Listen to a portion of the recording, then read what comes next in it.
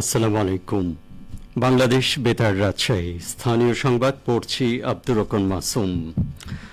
আজ থেকে রাজশাহী বিশ্ববিদ্যালয় কেন্দ্রীয় ছাত্র সংসদ হল সংসদ ও সিনেটে ছাত্র প্রতিনিধি নির্বাচন 2025-এর মনোনয়নপত্র বিতরণ কার্যক্রম শুরু হওয়ার কথা ছিল, তবে অনিবার্য কারণ উল্লেখ করে তা স্থগিত ঘোষণা করেছে নির্বাচন কমিশন।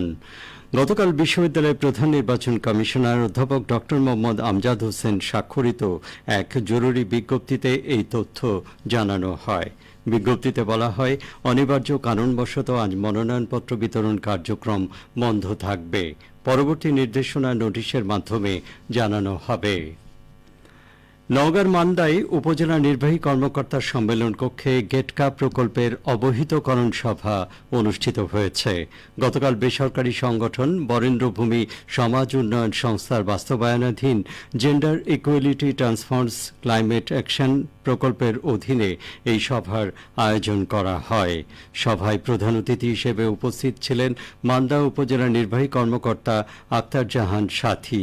সভায় মাল্টিমিডিয়া প্রজেক্টরের মাধ্যমে গেটকা প্রকল্পের বিস্তারিত উপস্থাপন করেন প্রকল্পের জেলা কোঅর্ডিনেটর আতাউর রহমান। এতে সরকারি কর্মকর্তা, জনপ্রতিনিধি, সাংবাদিক, প্রান্তিক জনগোষ্ঠীর প্রতিনিধি, যুব প্রতিনিধি সহ 40 জন অংশগ্রহণ করেন। নাটোরে শিক্ষার গুণগত মান উন্নয়নে মতবিনিময় সভা করেছে উপজেলা প্রশাসন। গতকাল বড়াইগ্রাম উপজেলা পরিষদ মিলনায়তনে অনুষ্ঠিত সভায় সভাপতিত্ব করেন উপজেলা নির্বাহী অফিসার লায়লা জান্নাতুল ফেরদৌস। সভায় উপজেলার শিক্ষা প্রতিষ্ঠানসমূহের শিক্ষার গুণগত মান উন্নয়ন এবং সহশিক্ষা কার্যক্রমের বিষয়ে আলোচনা করা হয়। শিক্ষার্থীদের নৈতিক শিক্ষা, মানবিকতা চর্চা, পড়াশোনার প্রতি আগ্রহী করে তোলা, স্কুল চলাকালীন মোবাইল ফোনের ব্যবহার নিষিদ্ধ করার সিদ্ধান্ত গ্রহণ করা হয়। এছাড়া সৃজনশীলতার বিকাশে প্রতিটি শিক্ষা প্রতিষ্ঠানে ল্যাঙ্গুয়েজ ক্লাব, বিজ্ঞান club, scout, girl guide, red ক্রিসেন্টের টিম গঠন, আন্তঃক্লাস ভিত্তিক বিভিন্ন প্রতিযোগিতা আয়োজনের পরামর্শ প্রদান করা হয়। রাজশাহীতে মান নিয়ন্ত্রণ সনদ ছাড়াই খাদ্যপণ্য উৎপাদন ও বিক্রির দায়ে একটি বেকারিকে জরিমানা করেছে ভ্রাম্যমাণ আদালত। গতকাল নগরীর সাহেববাজারে বেঙ্গল বেকারি অ্যান্ড কনফেকশনারির মালিককে 10,000 টাকা জরিমানা করা হয়।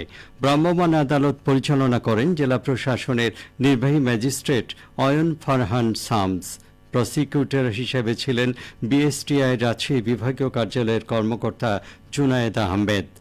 বিএসটিআই জানিয়েছে, অনুমোদন ছাড়া চানাচুর, বিস্কুট, কেক ও পাউরুটি উৎপাদন ও বাজারজাত করার কারণে বেঙ্গল বেকারিকে জরিমানা করা হয়।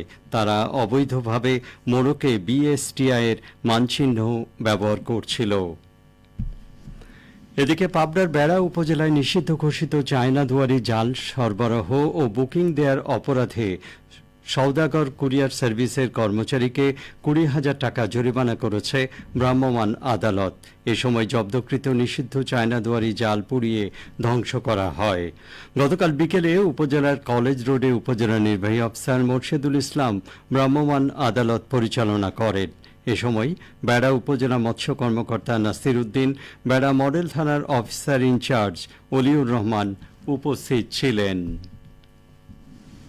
খেলার খবর। রাজশাহী সাঁতার ও অ্যাথলেটিক্স প্রশিক্ষণার্থীদের মধ্যে সনদ বিতরণ করা হয়েছে। গতকাল জেলা ক্রীড়া অফিসের উদ্যোগে মুক্তিযুদ্ধ স্মৃতি স্টেডিয়াম সভাকক্ষে এই সনদ বিতরণ করা হয়। জেলা ক্রীড়া কর্মকর্তা মোহাম্মদ জাহাঙ্গীর হোসেনের সভাপতিত্বে অনুষ্ঠানে প্রধান অতিথি হিসেবে উপস্থিত থেকে সনদ বিতরণ করেন অতিরিক্ত জেলা প্রশাসক মির্জা ইমাম উদ্দিন। এর আগে তিনি বলেন, খেলাধুলার বিকল্প নেই।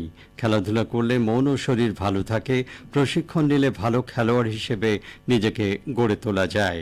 এ সময় জেলা ফুটবল অ্যাসোসিয়েশনের সাধারণ সম্পাদক মোহাম্মদ তৌফিকুর রহমান রতন, কোষাধ্যক্ষ মোহাম্মদ সিরাজুল ইসলাম সিরাজ সহ অন্যান্য প্রশিক্ষক ও কর্মকর্তাগণ উপস্থিত ছিলেন।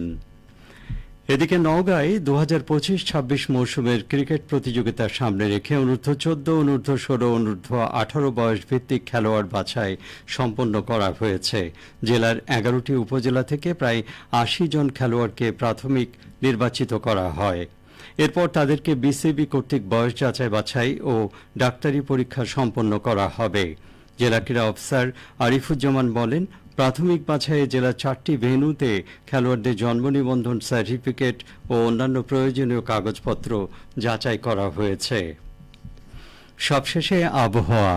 আজ দুপুর 2টায় রাজশাহীতে তাপমাত্রা ছিল 33.6 ডিগ্রি সেলসিয়াস। সেই সময় বাতাসে আপেক্ষিক আর্দ্রতার পরিমাণ ছিল 67%। রাজশাহী ও পার্শ্ববর্তী এলাকায় আজ সূর্যাস্ত সন্ধ্যে 6:35। সংবাদ শেষ হলো। আমাদের পরবর্তী স্থানীয় সংবাদ বিকেল 4:05।